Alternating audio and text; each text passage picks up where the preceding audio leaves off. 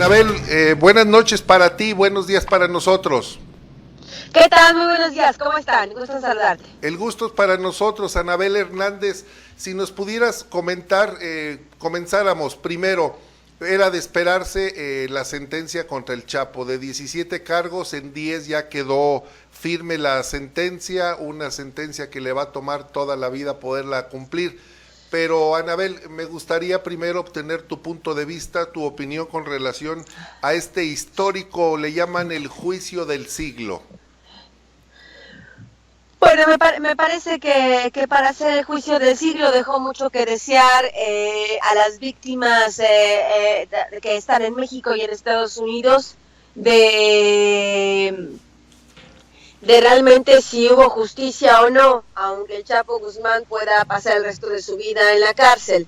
Estamos hablando de un juicio donde no hubo la transparencia que se requería, donde la Fiscalía vetó, prohibió que en este juicio se hablara más ampliamente, a mayor profundidad, de la corrupción del gobierno de México, de los altos funcionarios del gobierno de México. Apenas por la información que he obtenido en los últimos días, ya después del veredicto, apenas se conoce una minúscula parte de lo que realmente significaba la información que los testigos tenían de la profundidad de esta corrupción, cómo funcionaba, aunque fueron revelados dos nombres de expresidentes, Felipe Calderón y Enrique Peña Nieto, dos hombres que yo en su momento mencioné en mi libro Los Señores del Narco, que estaban, recibían dinero del cártel. Genaro García Luna, el exsecretario de Seguridad Pública, que también yo había revelado que recibían dinero del cártel. Aunque estos nombres salieron públicos en este juicio, la información que tengo es que aún quedó oculta, quedó en secrecía mucha otra información, porque de acuerdo a la información que he obtenido, para el gobierno de Estados Unidos era un tema muy sensible hablar de profundizar en esta corrupción, porque podía poner en riesgo la relación bilateral con México. De eso estamos hablando. Entonces, en materia de transparencia y en materia de corrupción respecto al gobierno de México, este juicio dejó mucho que desear. Y otra cosa de lo que no se habló, y me parece que es nodal, que es tal vez sea una de las más importantes, que también tiene que ver con la corrupción, pero es el dinero del Chapo. Los testigos de la Fiscalía narraron todas las fechorías del Chapo, las torturas, cómo espiaba a sus mujeres. Esta amante, la diputada Lucero, fue y narró cómo el Chapo Guzmán la había seducido y cómo había terminado vendiendo drogas para él, una legisladora mexicana. Pero no se llegó nunca al fondo de ¿y dónde está el dinero del Chapo Guzmán? Fue condenado por lavado de dinero. Es uno de los 10 cargos por los que sí fue declarado culpable. La Fiscalía de Estados Unidos, el gobierno de Estados Unidos, lo acusa de haber acumulado 14 billones de dólares, solo él, en ganancias durante sus 20 años de carrera criminal, poco más de 20 años de carrera criminal, pero hasta el día de hoy, hasta este momento que estamos hablando, ni la Fiscalía ni nadie sabe explicar dónde está ese dinero. Y mientras el Chapo Guzmán o el cártel de Sinaloa tengan en su poder este dinero, su poder no termina. Sí, Anabel Hernández, tienes mucha razón. Tú bien lo apuntas, has sido muy acuciosa siempre en tus investigaciones, en tus trabajos periodísticos, y ahora lo dices y lo dices muy bien.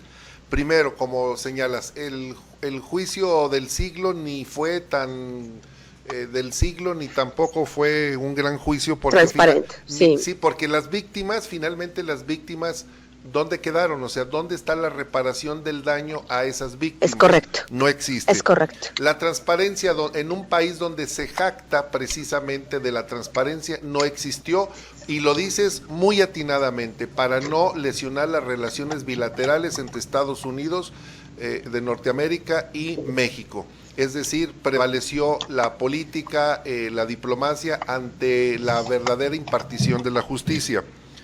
Un tema también muy importante que señala, la corrupción en México. Ahí no se habló prácticamente, no se exhibió las verdaderas relaciones de corrupción que existen en México. Y es a donde quiero llegar, Anabel.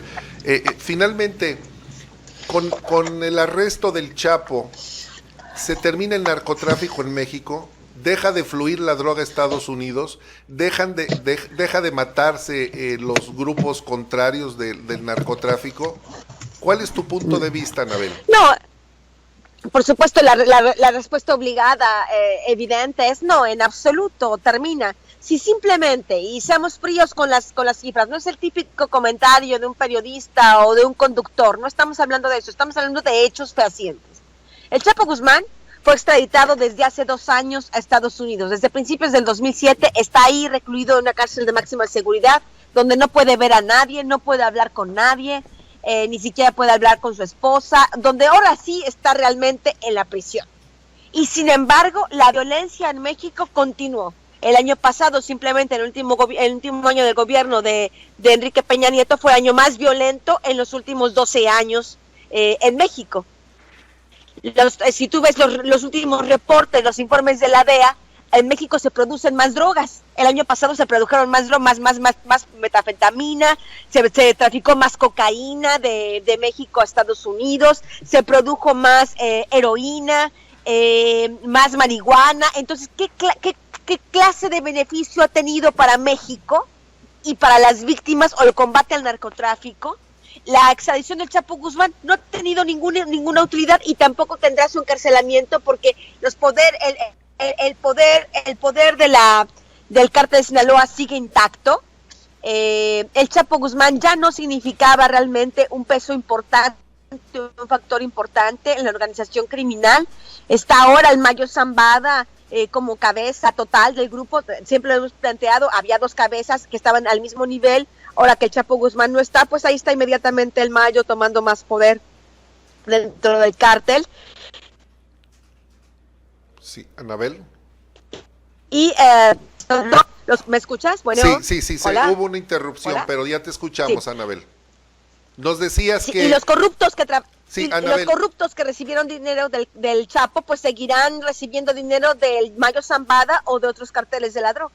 Según algunos documentos que he leído en estos últimos días, porque ha habido, ahora ya hay muchos periodistas que se atreven a decir las cosas cuando el Chapo ya está en prisión, no como tú cuando lo hiciste estando él operando. Según estos analistas dicen que existen en este momento en México 3 grupos importantes que siguen operando sin ningún problema, que es el de los Beltrán Leiva, el Cártel Jalisco Nueva Generación y el grupo del Chapo, que es el Pacífico, o el grupo antes el Cártel de Sinaloa.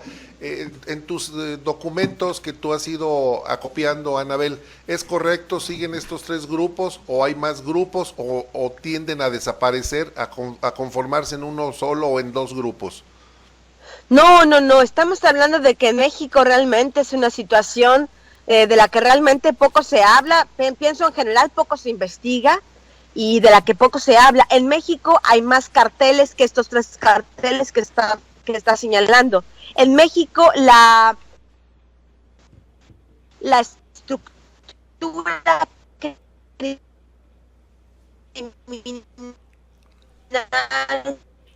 está fallando la de estos grupos que trafican drogas.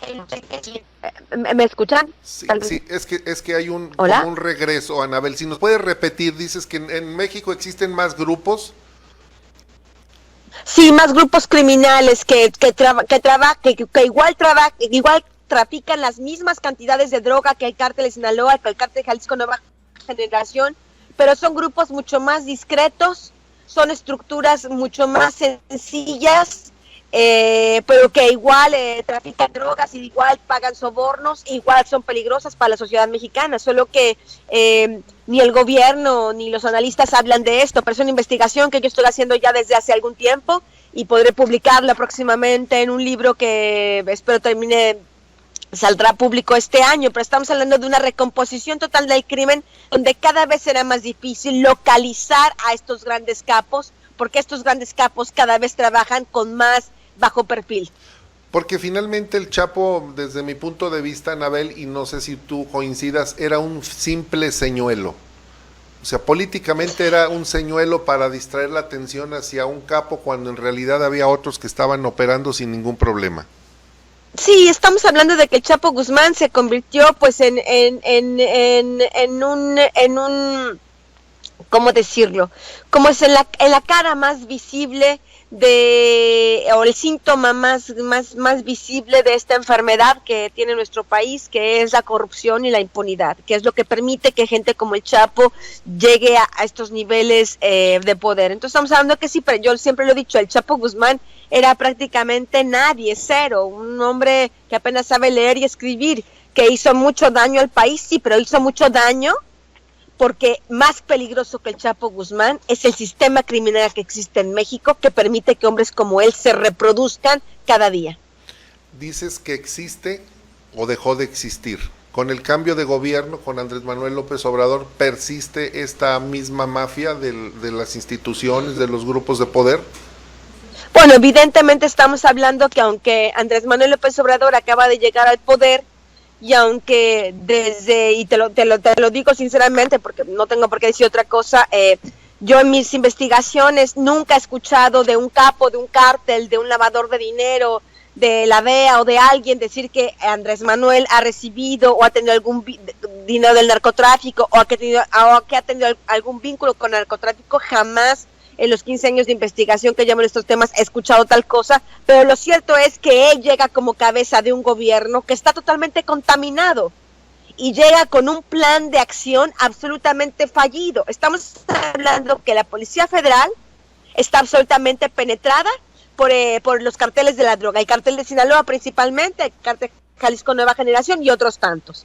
Estamos hablando de que el ejército, las policías estatales, las policías municipales están totalmente penetradas, incluso los marinos que se supone que eran uno de los grupos más limpios de México, hay pruebas fehacientes de que están penetrados, de que torturan, que violan derechos humanos, etcétera, etcétera. El plan de Andrés Manuel López Obrador es todos estos grupos contaminados, con todos estos grupos contaminados, penetrados por el crimen organizado, tratar de hacer una Guardia Nacional encabezada por el Ejército Mexicano. Pero ¿cómo es posible cómo es posible repetir los mismos errores de continuar con estas estructuras totalmente contaminadas, inventarse una nueva estructura como si es solo por cambiar de nombre cambiaran estos vicios estructurales? Estamos hablando de que cambiar el nombre de la policía o cada año en México no va a significar destruir la corrupción que existe allá adentro. Entonces me parece que primero debería de haber una limpieza profunda,